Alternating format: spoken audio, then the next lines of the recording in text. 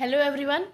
हम लोग आज क्लास 12 का लास्ट चैप्टर जो बिजनेस स्टडीज़ का है कंज्यूमर प्रोटेक्शन, उसे हम लोग आज कवर करने वाले हैं, जिसमें हम लोग 2-3 टॉपिक कवर करेंगे। जिसका पहला टॉपिक होगा हमारा इंट्रोडक्शन और जो उसका मीनिंग ऑफ कंज्यूमर प्रोटेक्शन होगा। फिर हम लोग पढ़ेंगे importance of consumer protection and आज के हमारे लेक्चर में ये 3 टॉपिक हम लोग आज कवर करेंगे। और हम लोग साथ में आज के इस टॉपिक के जितने PYQ बनेंगे हम लोग आज इसको भी कवर करने वाले हैं। ठीक है, तो चलो स्टार्ट करते हैं कंज्यूमर प्रोटेक्शन से। जैसे कि हम सब जानते हैं आज की जनरेशन में consumer is a king of the market. जो कंज्यूमर है वो आज की मार्केट का किंग है। ठीक, कंज्यूमर प्रोटेक्शन का मतलब क्या होता है? Protecting the right of the consumer. जो कंज्यूमर है उसके राइट्स को कवर करना। ठीक, तो फिर हम लोग स्टार्ट करते हैं फ्रॉम द इंट्रोडक्शन। जो पहले इंट्रोडक्शन में आपका है, the concept of consumer protection plays an important role in economic development. जो कंज्यूमर प्रोटेक्शन का जो है उसका रोल वो इकोनॉमिक डेवलपमेंट के लिए बहुत अच्छा रोल प्ले करता है। ठीक है, of any country. Since consumer is cheated in all type of business. Consumer जो होता है वो हर टाइप के बिजनेस में पहले चीट होता था। आपने 2 वर्ड सुने होंगे, कैविट एम्पेटर एंड कैविट वेंडेटर। हम आपको समझाते हैं। 2 वर्ड है जो ये मे बी आपने पहले सुना हो या फिर अपने NCERT की बुक में आपने रीड किया हो। ये 2 वर्ड हैं, caveat emptor and caveat venditor. ठीक है, कैविट एम्पेटर का मतलब क्या होता है? Let's the buyer be aware. And caveat venditor का मतलब क्या होता है? Let's the seller be aware. ये जो 2 टर्म आपको दिख रहे हैं इस पेज पे, इन दोनों का मतलब मैं आपको समझाती हूँ। पहले के टाइम में चलता था कैविट एम्पेटर, जिसका मतलब होता था कि let's the buyer be aware. मतलब जो बायर है, जो वो सामान खरीद रहा है, उसे एकदम सावधान रहना होगा, एकदम अलर्ट रहना होगा, ताकि जो वो सामान खरीद रहा है वो उसका ख़राब ना हो। क्योंकि अगर वो चीज़ ख़राब है, वो चीज़ उसने चीप क्वालिटी की ले ली, तो वो अब चेंज नहीं होगा।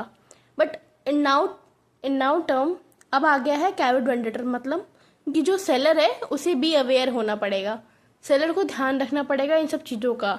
अदरवाइज जो कंज्यूमर है वो आप पे केस कर सकता है, अपने राइट्स के लिए खड़ा हो सकता है। ठीक है, सो आइए। Since consumer is cheated in all types of business. जो कंज्यूमर है वो हर टाइप के बिजनेस में चीट किया गया है। In order to protect the interest of the consumer. जब एक इंसान बार बार चीट होता है, अगर आप ही किसी इंसान से बार बार चीट होंगे तो आपका भी इंटरेस्ट उनमें से ख़त्म हो जाएगा, आप वो सामान लेंगे नहीं। तो वही लिखा है वहाँ पे, यहाँ पे, in order to protect the interest of the consumer the government of India has pass the act in 1986, but the act did not give the protection to the needy persons. एक एक्ट पास किया गया था 1986 में, consumer protection act 1986। आप लोगों ने इसके बारे में मे भी सुना होगा, नहीं सुना होगा तो हम आगे के लेक्चर में उसे भी कवर करने वाले हैं। इस चैप्टर में हम सब कवर करेंगे। The government of India has pass the act in 1986। 1986 में गवर्नमेंट का एक्ट पास हुआ था जिसका नाम था consumer protection act 1986। But the act did not give the protections to the needy person. बट ये एक्ट नीडी पर्सन के प्रोटेक्शन को प्रोटेक्ट नहीं कर पाया था। The consumer protection was observed on March 15 every year. Hence the government has amended the act in 2002. ठीक, तो कंज्यूमर प्रोटेक्शन का हर साल 15 मार्च को प्रोटेक्शन ऑब्जर्व किया जाता है। Hence the government has amended the act. And जो गवर्नमेंट थी उस एक्ट को लॉन्च किया था 2002 में। ठीक है, तो ये था इसका इंट्रोडक्शन पार्ट। ये हम समझ लिए कंज्यूमर प्रोटेक्शन क्या होता है, इसी हमने ये जान लिया।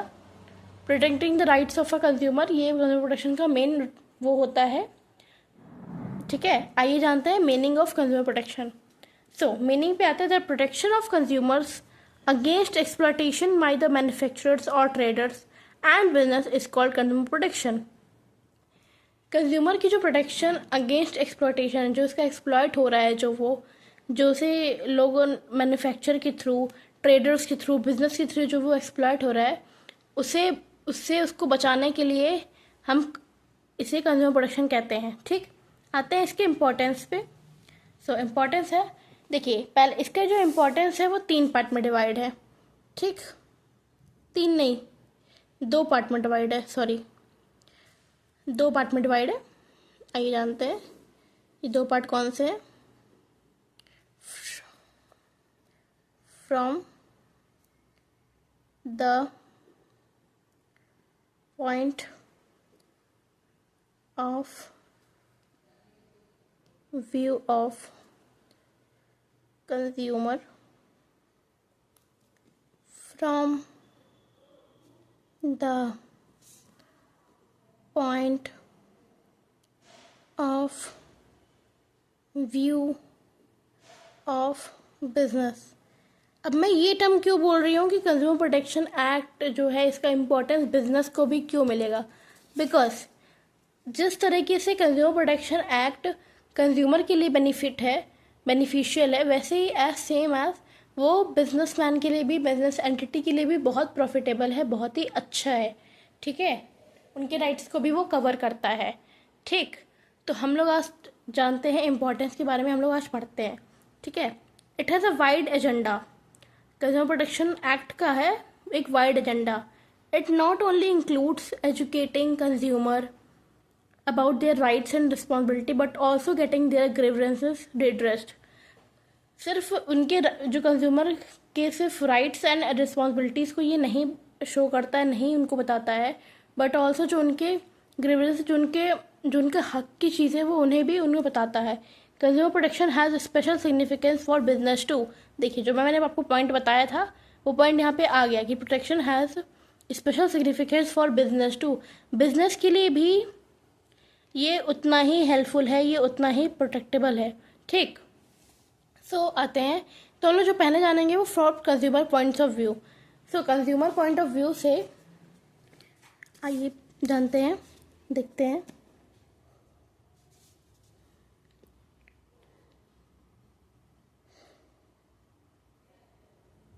Consumers point of view. So consumer point of view से इसमें 3 पार्ट्स में इसको डिवाइड किया गया है। आइए वो तीनों पार्ट्स को डिस्कस करते हैं। पहला जो है वो है कंज्यूमर इग्नोरेंस, ठीक है, ये हमारा पहला है। हमारा जो सेकंड है वो है अनऑर्गेनाइज्ड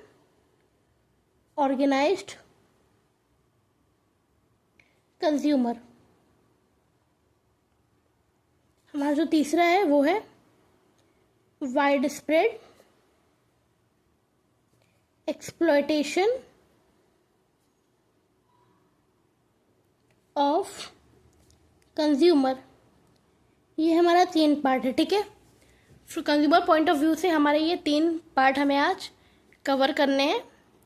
अब मैं आपको ये तीनों पार्ट एक एक एग्जांपल से समझाऊंगी। कंज्यूमर इग्नोरेंस, पहले आइए देखते हैं इसमें। In the light of wide spread ignorance of consumers about their rights and reliefs available to them, it becomes necessary to educate them about the same as to achieve consumer awareness। So, consumer ignorance मैं आपको समझा सकती हूँ एक example से। समझ लीजिए आप एक पर्सन है, आप गए एक शॉप पे, एक ग्रोसरी शॉप पे, आपने वहाँ पे एक चॉकलेट का पैकेट लिया जो कि 10 रुपये का था, ठीक है। आप उसके बाद शॉपकीपर के पास गए जो वहाँ का ओनर है, आपने चेक नहीं किया, उसकी एमआरपी चेक नहीं की, आपने उसका मैन्युफैक्चरिंग डेट चेक नहीं किया, आपने कुछ भी चेक नहीं किया। आप सिर्फ वहाँ से 10 रुपये के चॉकलेट का पैकेट लेके ओनर के पास गए एंड आपने उससे पूछा क्या रेट है, क्या प्राइस है इसका। तो वो सोचा कि अच्छा ये तो बिल्कुल लेज़ी है, इसने बिल्कुल भी चेक नहीं किया। वो आपको ये चीज़ बोल दिया कि ये 20 रुपये का चॉकलेट का पैकेट है। आपने वहाँ पे 20 रुपये पे, वहाँ पे आपने 20 रुपये पे भी कर दिया और वो चॉकलेट आप खोल के खा भी गए। आपने चेक भी नहीं किया कि वो चॉकलेट जो आपको दिया गया है वो एक्सपायर है, उसका रेट आपको 10 रुपये ज़्यादा आपसे लिया गया है। आपने कुछ भी ध्यान नहीं रखा क्योंकि बिकॉज आप इतने लेज़ी हो चुके हो, कंज्यूमर इतना लेज़ी हो चुका है कि उसे बिल्कुल भी ध्यान नहीं है इन सब चीज़ों का, ठीक है। तो इसके लिए कंज्यूमर इग्नोरेंस बनाइए। कंज्यूमर अपने सामानों को बहुत इग्नोर कर रहा है, ठीक। In the light of wide spread ignorance of a consumer about their rights and relieves, उसे अपने ही राइट्स एंड रिलीव्स के लिए बिल्कुल वो इग्नोर है, उसे बिल्कुल भी नहीं है कि हाँ मुझे ये राइट्स दिए गए हैं तो मैं इसका यूज़ करूँ. No, available to them. It become necessary to educate them about them. उसको अपने राइट्स के लिए उसको पढ़ाना पड़ेगा, उसे सिखाना पड़ेगा. इसलिए ये कंज्यूमर प्रोटेक्शन एक्ट आपको पढ़ाया जा रहा है, ताकि अगर आपके साथ कभी कुछ गलत हो तो आप इसके थ्रू आप अपने राइट्स को अवेल कर सकते हो, अपने राइट्स के बारे में आप जान सकते हो, समझ सकते हो. ठीक है, तो हमारा जो पहला पॉइंट था वो कंज्यूमर इग्नोरेंस, आपको मे भी समझ में आ गया होगा, आई होप सो. सेकेंड हमारा जो पॉइंट है वो है अनऑर्गेनाइज्ड कंज्यूमर.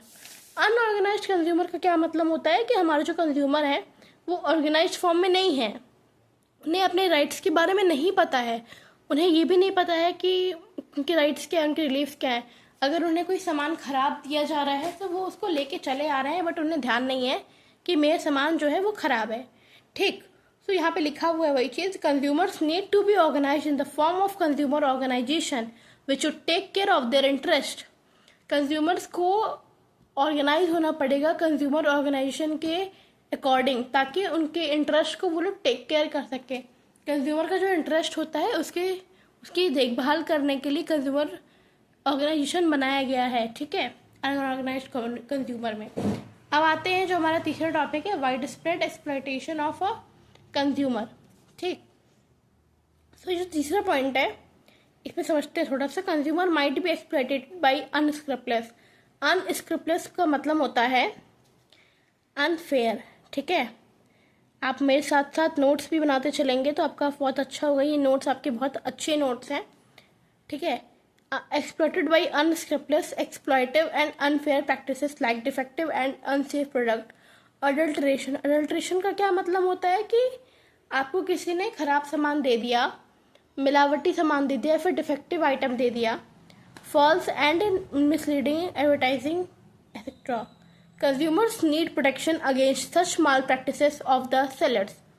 ठीक, consumers might be exploited by unscrupulous, exploitive and unfair practices. Consumer जो है वो एक्सप्लॉइट हो रहा है अनफेयर प्रैक्टिसेस से, जिससे उन्हें एक्सप्लॉइट की, जैसे डिफेक्टिव सामान दे देते हैं, सस्ता सामान दे दिया, चीप क्वालिटी का सामान दे दिया उन्हें महंगे दामों में. ठीक है, बट जो कंज्यूमर है वो अगर उसके पास ख़राब सामान आ जाता है तो उसको ऐसा नहीं है कि उसको चेंज कर दे.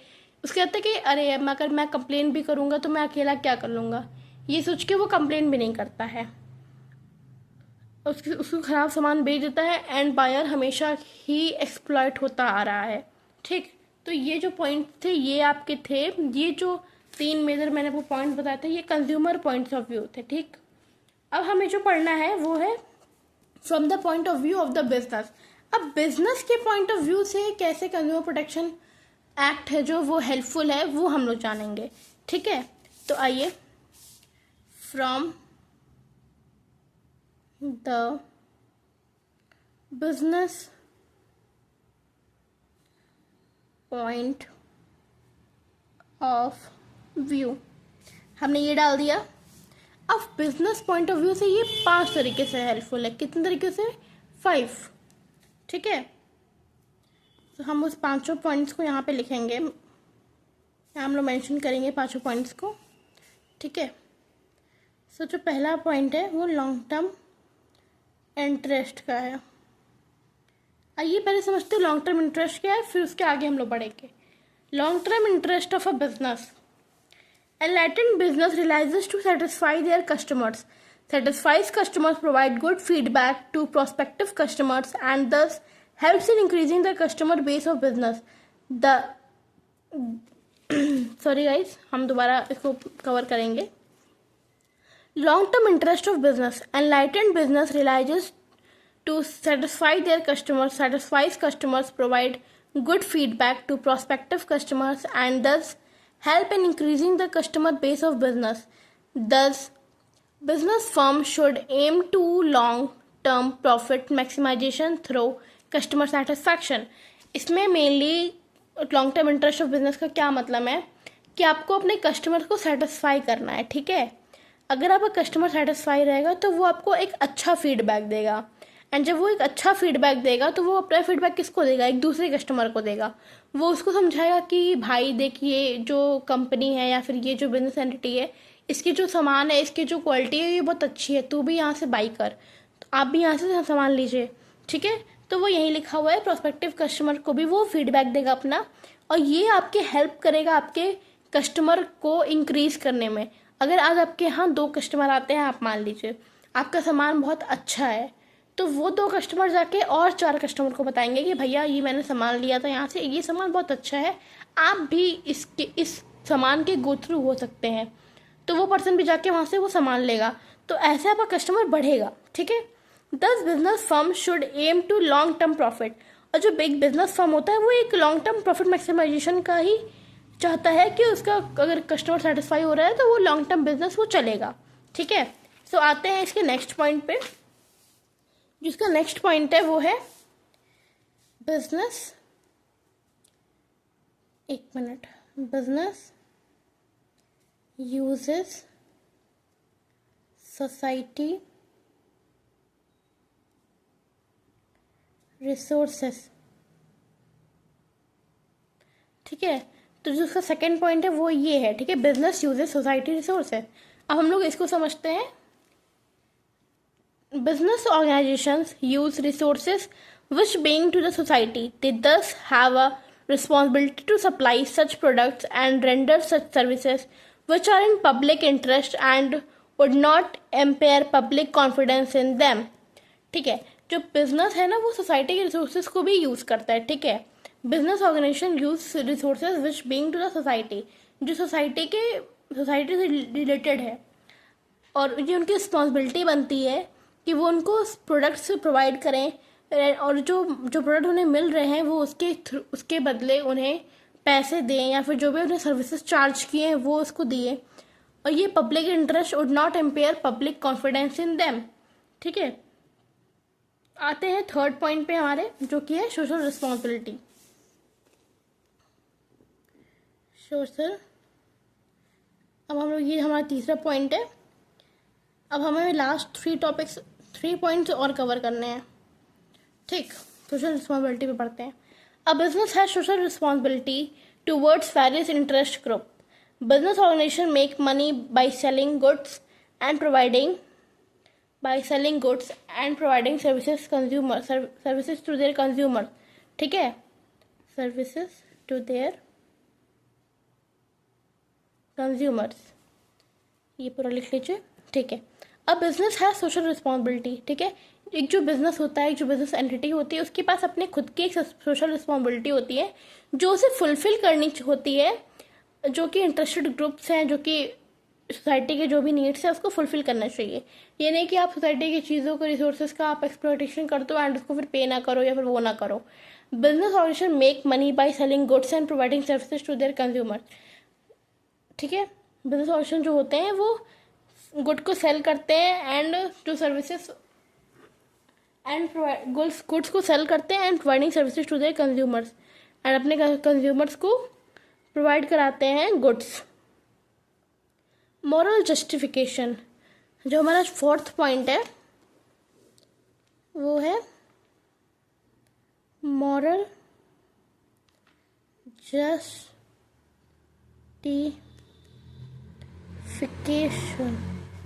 आते हैं moral justification. It is a moral duty of any business to take care of consumers interest and avoid any form of their exploitation.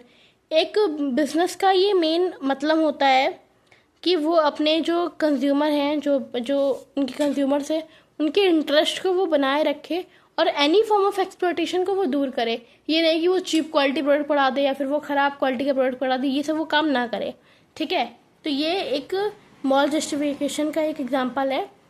Example मतलब कि ये उसका एक लाइन है जो आपको याद करनी होगी।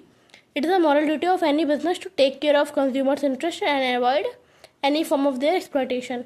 ठीक है, तो अब हमारे जो आखिरी और जो हमारा 5वां पॉइंट है हम उस पर आते हैं, जो कि है गवर्नमेंट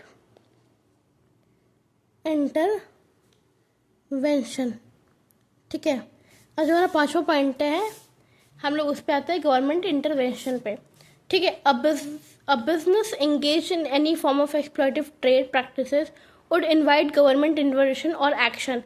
कोई भी बिजनेस हो, अगर वो किसी भी तरीके से एक्सप्लॉयटिव ट्रेड में या एक्सप्लॉयटिव ट्रेड प्रैक्टिसेस में, मॉरल प्रैक्टिसेस में अगर वो इंगेज है, तो ये गवर्नमेंट को उस पर एक एक्शन लेना चाहिए ताकि वो बिज़नेस ऐसा काम ना करे कि हमारे कंज्यूमर्स को नुकसान हो या फिर वो एक्सप्लॉइट हो। ठीक है, तो ये हमारे जो टॉपिक्स थे ये आज हमारे वीडियो में लेक्चर में हम लोगों ने आज कंप्लीट किए हैं। साथ साथ में हम लोग इसके PYQs भी देखेंगे। अभी थोड़ी देर में मैं इसके PYQs भी अपलोड करूँगी इस वीडियो के साथ आपको PYQ भी मिल जाएगा इस टॉपिक के ऊपर। ठीक है गाइस, तो आज हमने क्या क्या कवर किया, कंज्यूमर प्रोटेक्शन का इम्पोर्टेंस, उसका इंट्रोडक्शन, कंज्यूमर प्रोटेक्शन क्या होता है, उसके point of view from the business, point of view from the consumer, और साथ में जो सोसाइटी के भी जो रूल्स होते हैं वो भी हमने इस वीडियो में कवर कर लिया। ये 3 पॉइंट उसी के थे। ठीक है, थैंक यू।